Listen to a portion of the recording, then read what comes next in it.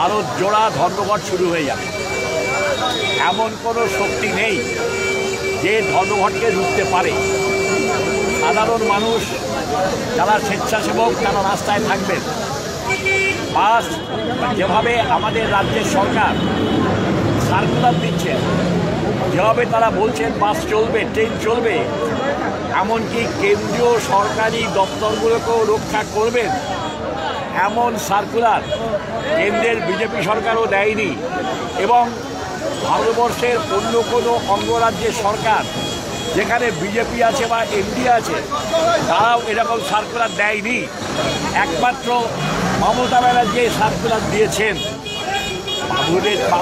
রবীন্দ্রনাথ বলেছিলেন না, বাবু যত বলে পানি সব দলে বলে তার শতগুণ।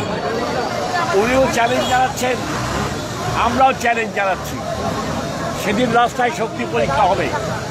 ধর্মঘট সাধারণ মানুষের দাবি নিয়ে সে ধর্মঘট হবেই, কেউ আটকাতে পারবে না। শ্যামলদা, কিভাবে আপনারা প্রতিরোধ করবেন সেটা ধর্মঘটের দিন সকালবেলাতেই বুঝতে পারবেন।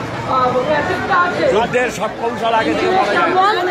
তৈরি করা হয়েছে বিভিন্ন জায়গায় জায়গায়, স্থায়ী কমিটি হয়েছে সারা রাজ্য জুড়ে।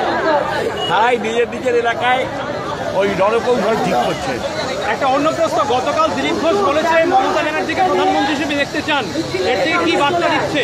একটাই তো বার্তা, যে যদি বিজেপি ক্ষমতায় আসতে না পারে, কোনো রকমের অ্যাবসলিউট না হয়, নিরঙ্কুশ না হয়, তাহলে মমতা ব্যানার্জিকে শিকন্ডি করে সরকার চালাবে।